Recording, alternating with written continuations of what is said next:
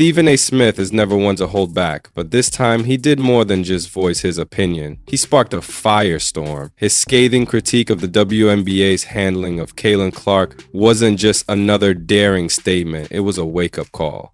At the heart of his criticism was the league's failure to fully embrace and capitalize on its most electrifying new star. Ladies and gentlemen, higher television ratings and higher attendance figures don't come from a league. They come from the players that play in the league. If you wanted to boost your bottom line, you should have done just that.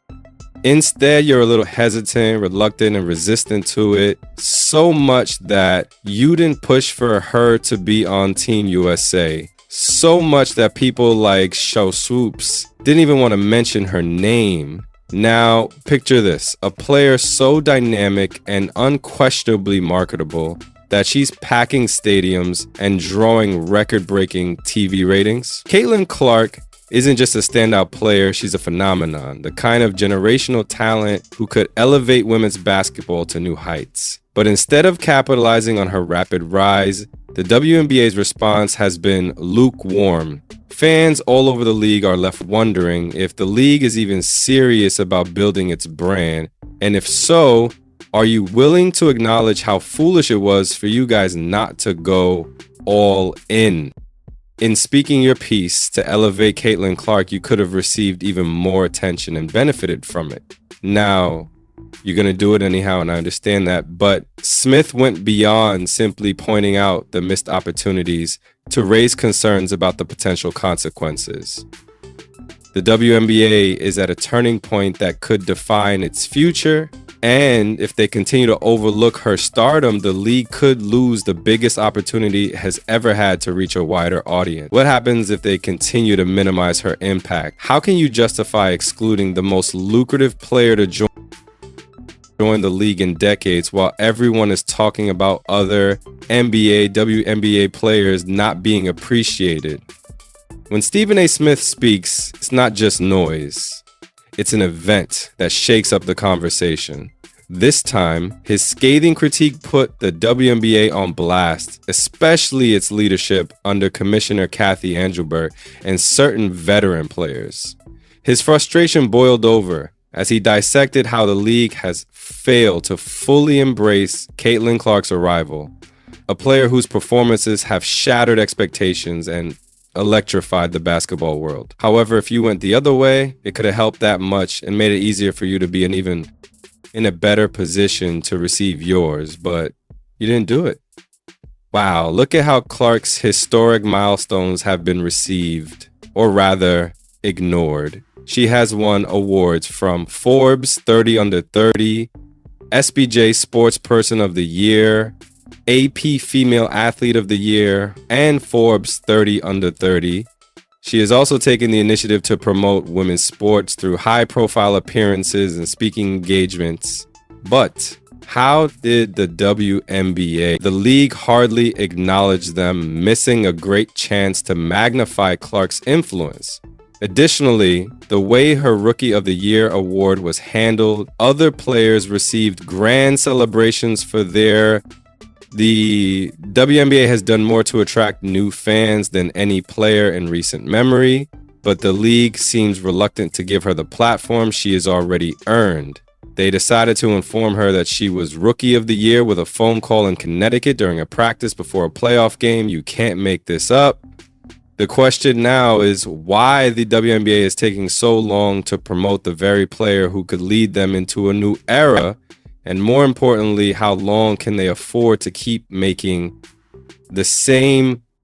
Stephen A. Smith's explosive analysis wasn't just another headline. It was the reality that many fans and analysts had been considering for months. His words perfectly encapsulated the growing frustration within the WNBA community. This wasn't just about Caitlin Clark. It was about a larger issue with the league's handling of its biggest stars, specifically its lack of aggressive promotion and its inability to fully capitalize on the momentum that Clark has created on her own. Smith made it clear that the real issue isn't a few PR blunders. Rather, the league appears unsure or even confused about how to embrace its top-tier talent in an era when sports are driven by marketable superstars. Caitlin Clark is the WNBA's biggest draw, and she's smashing. Attendance records bringing in TV ratings that rival those of major men's sports and attracting a new generation of fans to women's basketball. But rather than highlighting this, the WNBA seems to be downplaying her success, almost as if it's afraid to acknowledge her full impact. It increased television ratings, attendance, and in a nutshell, franchise value. But now, something that you all refuse to talk about or acknowledge, and that's exactly why Stephanie Smith's vehement criticism is so powerful. The WNBA is at a pivotal moment, and fans are not merely spectators in this. They want a clear growth strategy that is consistent messaging that celebrates their biggest stars and, above all, a leadership team that recognizes the significance of this moment. Without these things, even the most innovative stars can only accomplish so much. If the WNBA continues to miss these opportunities, the risk is not only a lost opportunity, but stagnation at a time when momentum is everything. Stephen A. wasn't just criticizing, he was warning the league. Caitlin Clark is the future of women's basketball. She is more than just a gifted rookie. She is a generational player who has the potential to take the WNBA to new heights. However, in order for that to happen, the league must determine whether it is prepared to fully embrace her rise or if it will continue to make the same old mistakes. Boats, even though the WNBA made the most of her presence, you players could have done more to help it. Fan and player frustration with the league's leadership reached a new level when Commissioner Kathy Angelbert took center stage on national television. Instead of hearing a strong, decisive leader lay out a compelling vision for the WNBA's future, fans and players alike received a series of ambiguous statements that left more questions than answers. Her recent appearances on 60 Minutes and on CNN's Power Lunch made it painfully evident that there is a disconnect between leadership and the reality of what's happening in the league. When asked about Caitlin Clark's extraordinary influence on the game, it was the ideal moment to honor and celebrate one of the most important players in the NBA. However, her response was dismissive, almost as if she was purposefully downplaying Clark's importance. Fans quickly took to social media to criticize the league for failing to properly acknowledge the very fact that people watch sports for compelling content and rivalries, and you can't do that alone as one person. I think it's just to acknowledge that in sports, people watch for compelling content and rivalries, and you can't do that alone as one player. The disconnect became even more apparent during her CNBC Power Lunch appearance, where she spoke about rivalries as a key factor in driving viewership. However, instead of addressing critical concerns like player safety, officiating consistency, and fair treatment, she heavily relied on buzzwords and marketing jargon. This lack of substance didn't sit well with fans or players, many of whom have been calling for tangible changes, not just PR spin. The player has driven record viewership, ticket sales, and engagement.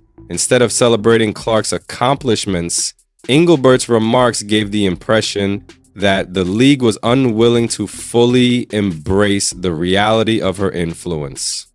While Angelbert talks about using rivalries to increase ratings, players like Caitlin Clark are dealing with inconsistent officiating, unnecessary physicality, and unfair treatment. Fans aren't asking for scripted drama. They want a league that prioritizes fairness, player safety, and professionalism. If these fundamental issues aren't addressed, the WNBA risks are real.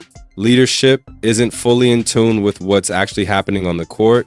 One white, one black. The NBA's officiating inconsistencies are a prime example of this, as they have become a major source of frustration for fans and analysts. The refereeing swings wildly from being overly strict to being frustratingly lenient, making it difficult for players to adapt. This isn't just about bad calls, it's a player's safety issue for a superstar like Clark, whose game thrives on attacking the basket and pushing the pace. One particular incident perfectly illustrated the problem. Fans quickly pointed out the double standard after Clark was given a technical foul for inadvertently hitting the ring post during a game.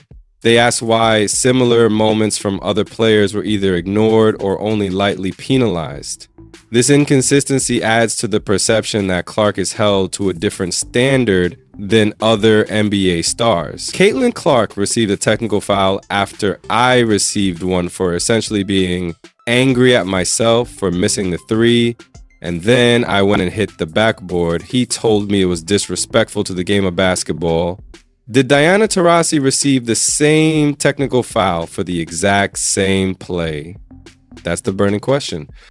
Closer examination reveals that these officiating errors go beyond a bad call. They reveal a deeper issue within the WNBA. It's not just about missed whistles or questioned fouls. Rather, it's about the growing perception that the league is more concerned with optics than with making meaningful improvements. Instead of addressing blatant inconsistencies in officiating, the league continues to push marketable storylines like heated rivalries to generate buzz, but fans have made it clear that they want fairness and that the focus should be on the game itself, not the controversies surrounding its officiating. And refereeing is always at the top of a fan's or media's list. Obviously, some people are human, and player safety is another area where the WNBA is failing. Caitlin Clark's historic freshman campaign was not just about breaking records. It was also a taxing test of endurance. In game after game, Clark was subjected to excessive physical play and took hits that frequently crossed the line. Fans and analysts alike expressed alarm about the number of dangerous fouls she received, but the league's response has been incredibly poor. There have been no genuine attempts to improve officiating consistency or implement stricter safety measures to protect players from needless harm. Let's take a look at one of the disparity between Clark's most contentious fouls and how a similar play is handled in the NBA is striking, exposing a blatant double standard that shows how unprepared the WNBA is to deal with the physicality of its expanding game. This inconsistency not only jeopardizes player safety, but also harms the league's reputation in the eyes of players and fans. Let's relive this one more time because this was exactly the same damn look, same play.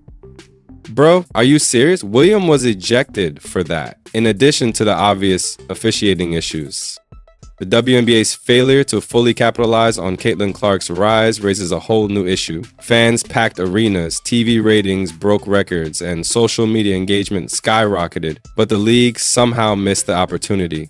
Clark's rookie season was a once-in-a-generation event, and her jerseys were consistently sold out, but there was little to no official merchandise to commemorate her success. Even the promotional effort surrounding her success felt lackluster, leaving fans wondering why the league wasn't fully embracing the hype and riding the wave of excitement.